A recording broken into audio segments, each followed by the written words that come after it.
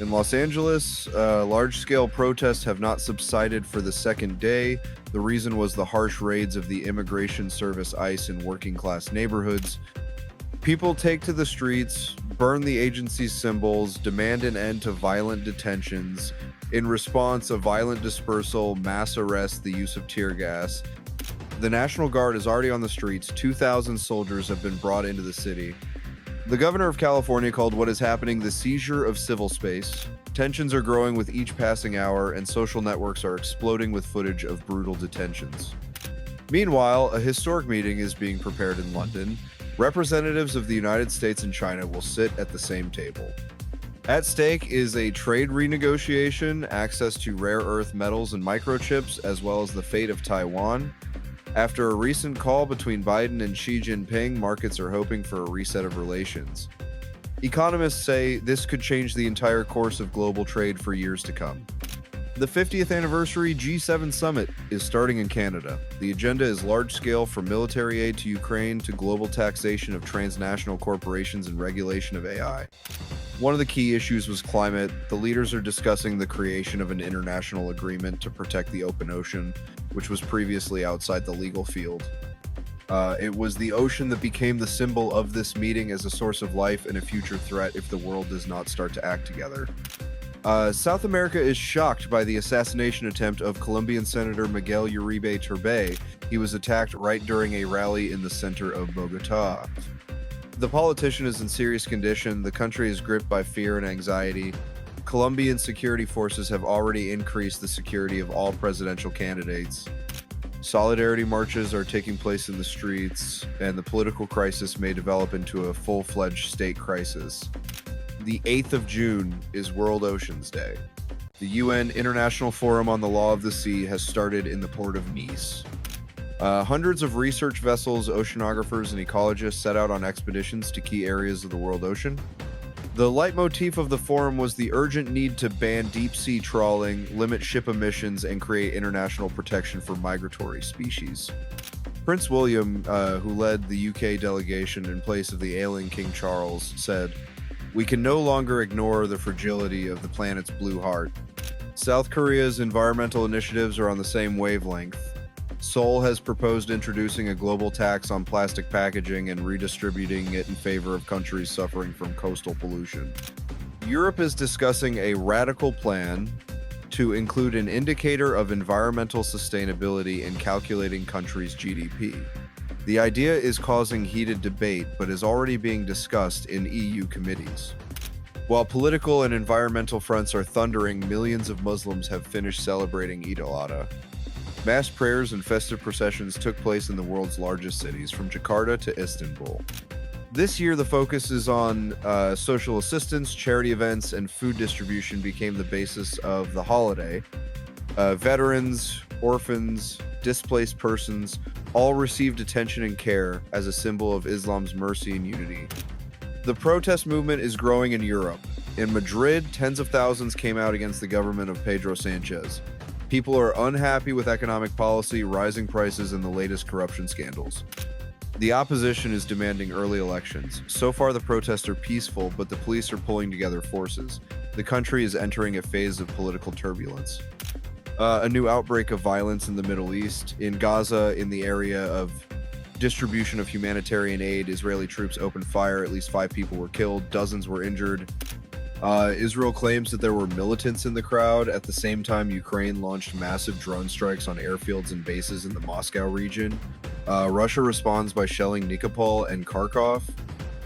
Humanitarian corridors are under threat again. The exchange of bodies of the dead has been suspended, and accusations are flying from both sides. There is also a place for sporting triumphs. In the UEFA Nations League final, Portugal beat Spain 5-3 on penalties. The regular time ended in a 2-2 draw. Cristiano Ronaldo, who turned 40, scored again. This could be his last appearance for the national team. Goalkeeper Diego Costa became a hero, having parried the decisive blow. And finally, a few events and statements that could grow into something much bigger than just headlines in the coming days. A sharp escalation in the Caucasus. The region is restless again. Thousands of people have protested against Pashinyan's policies in Armenia. The protesters are demanding his resignation and a revision of the borders with Azerbaijan. Against this backdrop, Baku has unexpectedly increased its military presence on the southern border, and according to Turkish journalists, additional special forces units have been deployed to Nakhichevan. The EU and France have already issued statements of deep concern. Some analysts believe that a new outbreak of conflict is possible in the summer, especially against the backdrop of general changes in the region and Russia's attempts to maintain its influence. Nuclear rhetoric on the agenda again.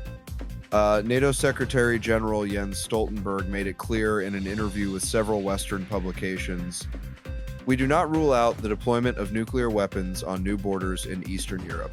And although the alliance's press service later softened the wording, this statement caused a sharp reaction in Moscow. State Duma Speaker Volodin called Stoltenberg's words a threat to peace and proposed an asymmetric response. Recall that in May, Russia and Belarus held joint exercises using non-strategic nuclear weapons. Strategists on both sides are clearly testing each other's red lines. Taiwan, military maneuvers and cyber attacks. China continues to increase pressure on Taiwan. A record number of Chinese warships and fighter jets were recorded around the island in the past 24 hours, more than 60 units of equipment. Taiwan's new government accuses Beijing of hybrid aggression, especially after a powerful cyber attack on energy infrastructure. The United States, in turn, announced the redeployment of an additional destroyer to the Taiwan Strait. The Pentagon said it was ready for any developments, while the Chinese Foreign Ministry accused Washington of provocations and destabilization of the region. Climate, unexpected heat in Europe.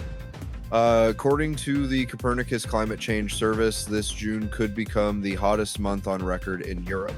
Italy, Spain, and southern France have already declared red weather alert levels. The heat has arrived unexpectedly early, and with it, the risk of fires has increased sharply. In Sicily, tourists are being evacuated from several areas, and restrictions on water use have been introduced in Majorca. Climatologists warn that temperatures will continue to rise, and 2025 is likely to break even the records of 2023. Technology is artificial intelligence already running countries? A debate is raging in China after a regional party secretary admitted that part of the management decisions in the region's economy are made by an AI advisor based on Huawei Cloud. The algorithm monitors employment, tax, and consumption indicators, offering managers optimal paths. Meanwhile, in the US, researchers from DARPA have unveiled a new prototype of an autonomous decision-making system for emergency situations.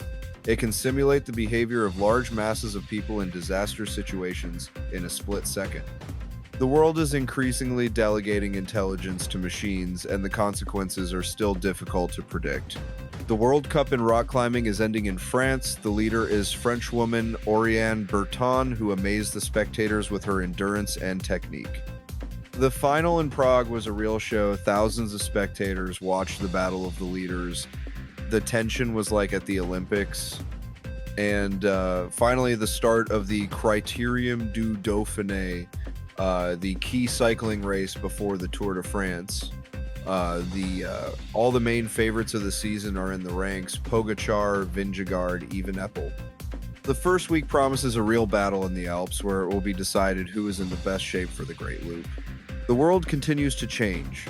On the streets, in offices, underwater, and on the tops of cliffs, every day becomes a turning point. In ecology, politics, sports, economics, follow the events. Tomorrow may be even more interesting.